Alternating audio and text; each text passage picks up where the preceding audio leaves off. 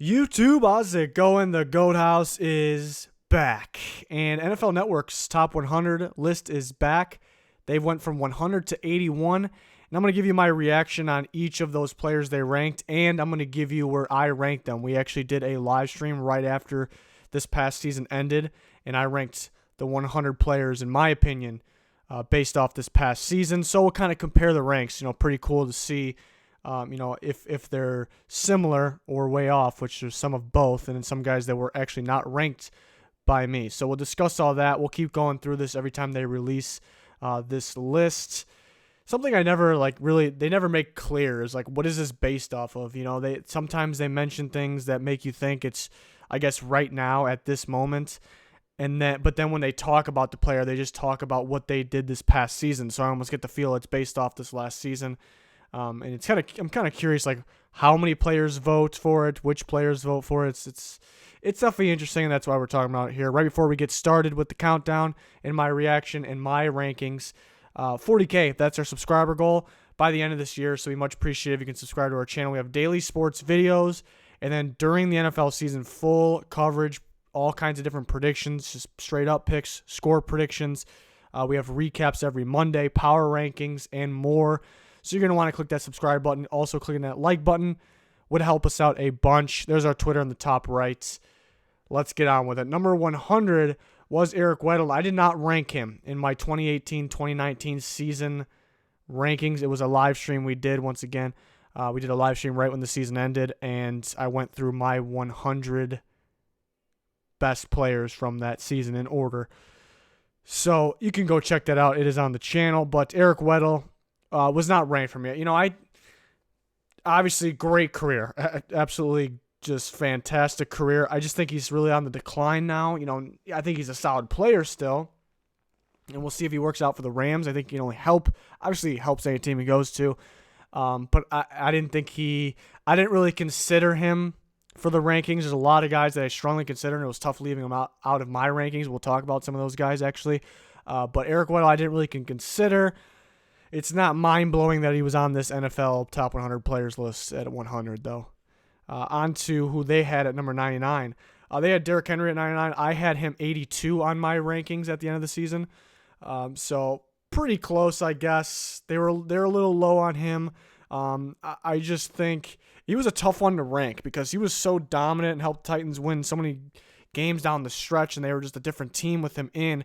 But the problem was they didn't really use him the first 4 or 5 games or so like they should have. So that kind of hurts his ranking. I think overall, in general, I think he's a better running back. I think he's a better player than both these ranks. So obviously better than even the 82. But I think based off last season, that's where he belonged. And then NFL top 100 puts him at 99. Not surprising. Not surprising. But as you can see, there's a 17 rank difference between, and that's my favorite part of this video. We get to see the difference, and we'll see a different variety of differences here. So that's where I had him, 82. Number 98 was Tyler Lockett. I did not have him ranked. Not a surprising one at all, though. He was definitely one. I didn't rank a whole bunch of receivers.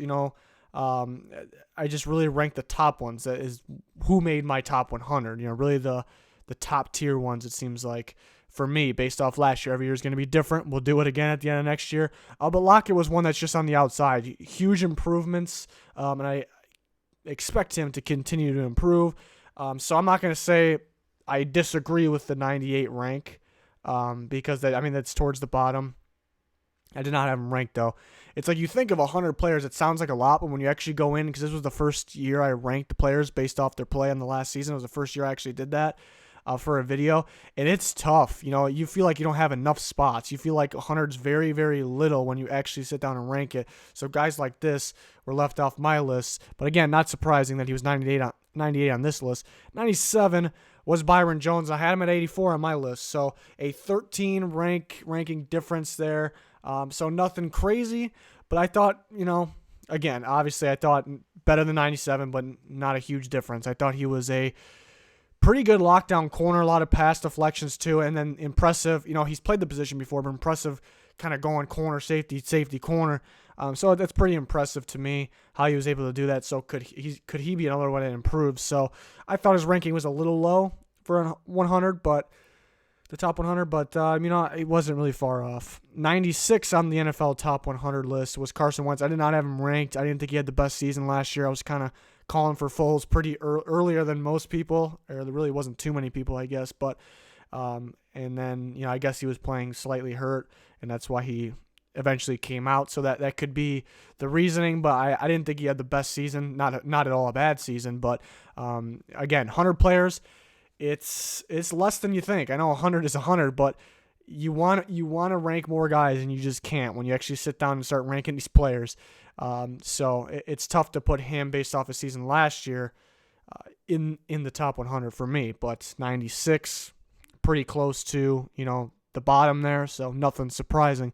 Number 95 was Kyle Fuller, and you see a big swing now, big swing. And again, we really don't know 100% what they base it off. If they base it off right now or if it's last season. Again, they kind of mention kind of both, but every time they talk about each player, to me, it really sounds like they're just basing everything off last season, not the year before, not going forward, last season. So there's a huge swing here. 95 is where they ranked Kyle Fuller, and then I had him at 42 based off last season. 95 is probably, I would agree with in general. That's like kind of what Kyle Fuller is, I think, going forward. I think he had an outstanding season. Going to be hard to repeat, but it's not out there for him to do it at all. But based off last year, I had him at 42. So you can see the difference there. What is that, 53 if my math's not off there. So big difference between NFL top 100 rank and my rank. To number 94, it was Mitchell Schwartz, and we see a huge difference here for Mitchell Schwartz. I thought he was one of the better, maybe the best tackle or offensive lineman in all of football last year. I had him at number 30. They got him at 94.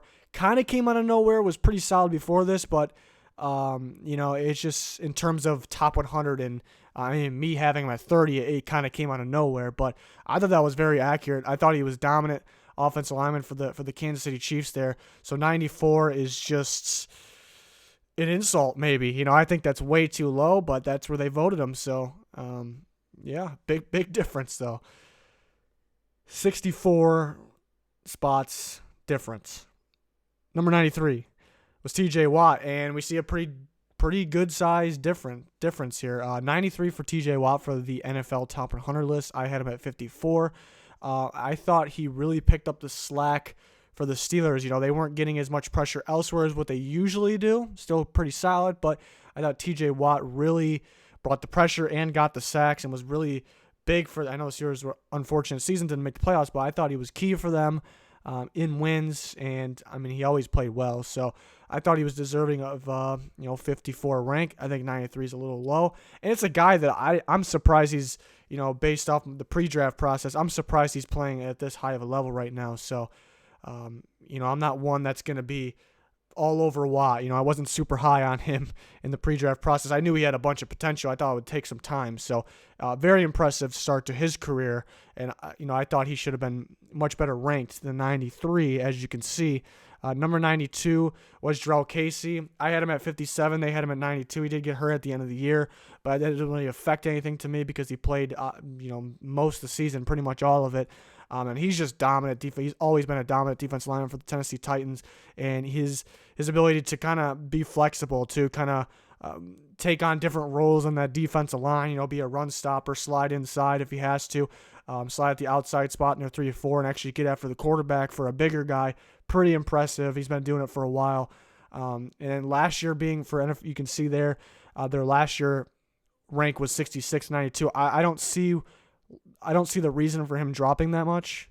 So I guess the 66 last year to 57 for me for this past year is pretty close. And I thought that it kind of should have stayed around there. So now we're starting to see some I don't really agree with, but at least they're on the list like they should be. 91, Andrew Whitworth. They had him at 90. They had him at 91. Obviously, I had him at 39. So they're sleeping on the offensive lineman a little bit. I thought he was pretty dominant last year. I think he played a little better the first half of the year than he did at the end, but not much of a difference. He's getting up there in age, so how will he be this year? I guess that's a question mark. But we know he'll be able to block at a high level. Still one of the greats. And I thought he kind of got screwed here with this ranking too. So yeah, pretty big difference. 91, 39. So another offensive lineman disrespected. Number 90 for them was Julian Edelman. I had him at 100. So 10 difference, nothing ridiculous. But it is interesting, too, because we kind of had the debate while I was doing my 100. Some of the other guys of the GOAT House were on the show. And, some of them were kind of getting their input on if they made the list. They would just go regular season like only because it's hard to factor in playoffs because some players aren't in the playoffs. But I did factor in playoffs. So if it wasn't for factoring in playoffs, Edelman would not have made the list. So he barely made the list because of his dominant playoff performance. So it's kind of interesting to see him at 90. But again, not a huge difference there. At number 89, Devin McCourty of the Patriots. So two back-to-back Patriots players. He comes in at 89, and he was not ranked for me, but he was awful close. So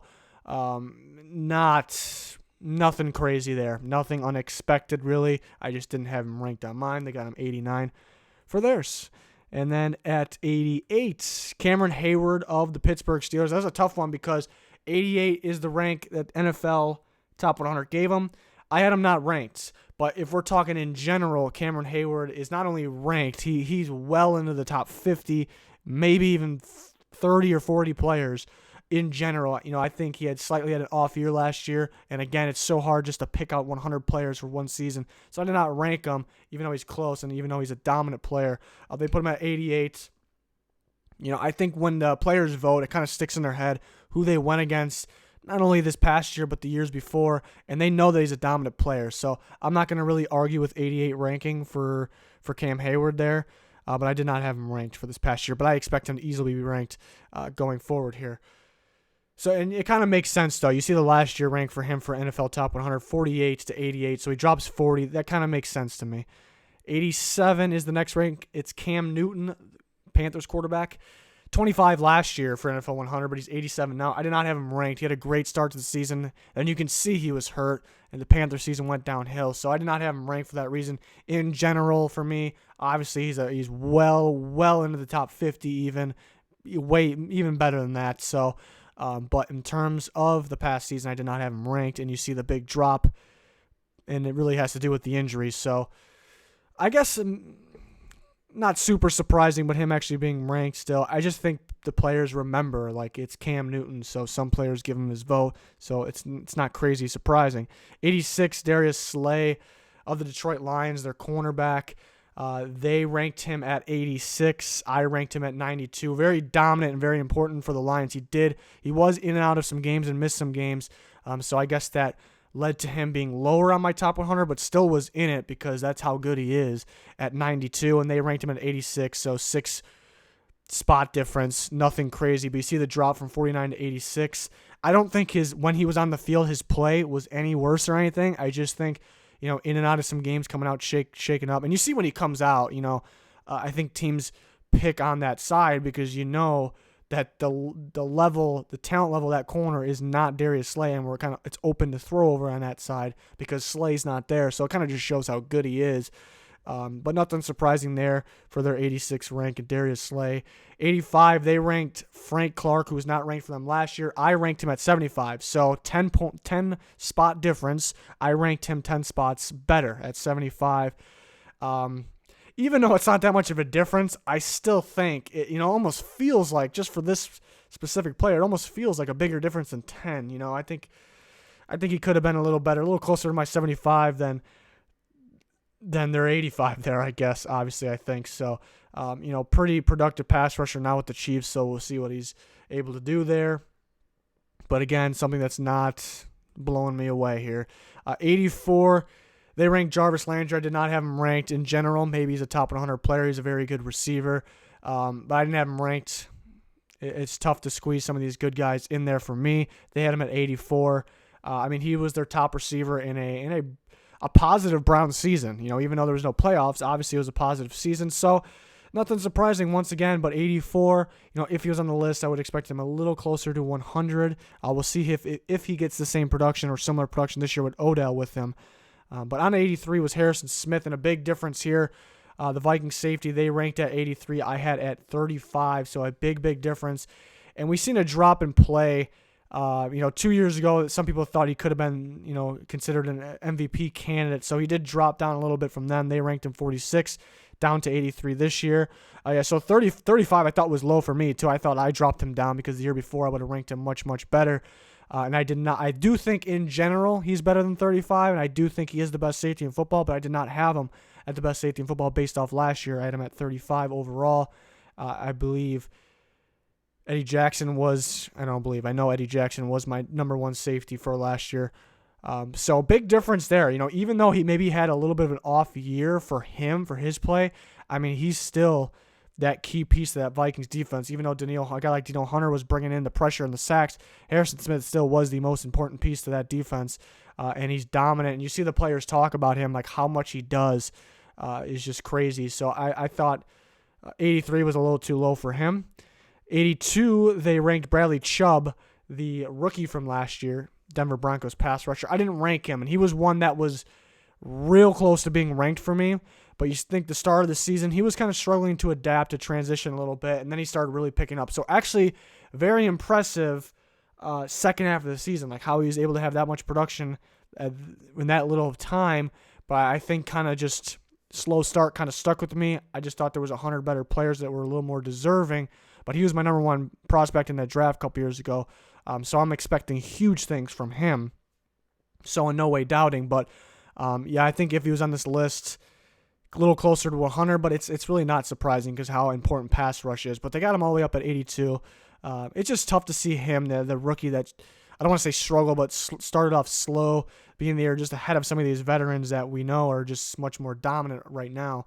But 82, and I did not have him ranked, but I expect him to be ranked going forward. He's got a heck of a future. And then their last rank that we've seen so far was 81, and it was Trent Williams, and an interesting one because I did not have Trent Williams, the offensive tackle from the Redskins, ranked either. But it's interesting because I do think, if healthy, I think you can argue he is the best offensive lineman in football, and I've said that for years. But I just based off last year alone, I didn't really see a deserving of a rank. He's holding out currently, which is interesting. I wish he would just get in there and play. He's got to stay healthy, and then we'll see if he can still execute if he's healthy. But again, I think he can be the best tackle in football easily. I think he was easily at one point. But I did not have him ranked off last year. And you see the drop from them, 57 to 81. So again, I think we're kind of bringing this up again, that I think it kind of like they probably talk to pass rushers that can vote. And they probably just remember how tough it was to get around Trent Williams, so that kind of goes into it. But based off last year, I wouldn't rank him, but wouldn't surprise me if he's on the field, if he's even better than 81, where they can get better than his 2 years ago rank at 57. So, yeah, nothing, I guess, crazy surprising here, but we did see there was some good differences between my ranks based off last year and their ranks. So I'm very curious to see the rest. Still got 80 more players to rank, so curious to see those. And we'll do these videos for every rank. You know, maybe it'll come out after one episode. Sometimes they'll come out after two again, like this last time. So we'll get through them. I'm also predicting and at the same time ranking players for this upcoming season for each position group. We did plenty of position groups already, more to come, and plenty more videos leading up to this NFL season and then during it. So we got all kinds of coverage. Cannot wait. Hopefully you can join us. Hopefully you can subscribe to our channel. Click that like button. Also be much appreciated. But that's going to do it for this one. Thanks everyone for watching. Thanks for the support. It's been awesome. Goodbye.